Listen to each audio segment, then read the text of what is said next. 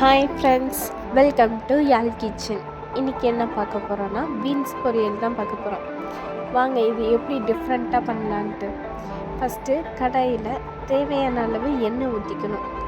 1 spoon கடுகு, 1 spoon சீரகம், இதை போட்டு நல்லா பொரிஞ்ச பிறகு நம்ம கட் பண்ணி வச்சுருந்த ஒரு மீடியம் சைஸ் பெரிய வெங்காயம் அதையும் சேர்த்து நல்லா வதக்கிக்கலாம்.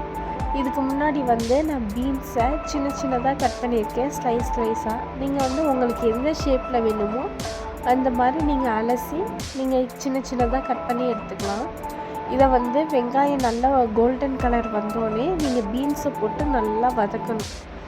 நல்லா வதக்கினதுக்கப்புறம் தேவையான அளவு உப்பு போட்டு நல்லா வதக்கணும். அதுக்கப்புறம் நான் 1.5 ஸ்பூன் மிளகாய்த்தூள் சேர்த்துருக்கேன், தனி மிளகாய்த்தூள். நீங்கள் சீரகத்தூள் இல்லைன்னா சிக்கன் 65 பொடி, இந்த மாதிரி நீங்கள் உங்களுக்கு எந்த பொடி விருப்பமோ அந்த பொடி நீங்கள் 1.5 ஸ்பூன் இல்லை 1 ஸ்பூன் உங்கள் காரத்துக்கு ஏற்ற மாதிரி நீங்கள் சேர்த்துக்கணும். சேர்த்து விட்டுட்டு நல்லா ஃப்ரை பண்ணிக்கணும். இதுக்கு இடையில 2 ஸ்பூன் பொட்டுக்கடலை, 1 வரமிளகா விதை எடுத்துட்டு இதை நல்லா அரைச்சிட்டு பவுட்ராக்கிட்டு அதையே நம்ம இதோடு சேர்த்து நல்லா மிக்ஸ் பண்ணிடணும். நல்லா மிக்ஸ் பண்ணணும். ஒன்றோட ஒன்று நல்லா மிங்கிள் ஆகிற மாதிரி நல்லா ஃப்ரை பண்ணிக்கணும். நான் சிம்லேயே வச்சு தான் வேக வச்சுருக்கேன், நீங்களும் அதே மாதிரி வேக வச்சுக்கோங்க. நான் சுத்தமாக ஒரு சொட்டு கூட தண்ணி சேர்க்கலை. நான் இடையில 2 நிமிஷம் நல்லா மூடி போட்டு சிம்லேயே நல்லா வேக வச்சிங்கன்னா பீன்ஸ் நல்லா வெந்துடும் உங்களுக்கு. அப்புறம் உங்களால் எவ்வளோ ஃப்ரை பண்ண முடியுமோ நீங்கள் கிண்டிக்கிட்டே இருந்தீங்கன்னா, ஃப்ரை பண்ணி எடுத்திங்கன்னா உங்களுக்கு இந்த மாதிரி ஒரு கலரில் வரும், கோல்டன் கலரில்.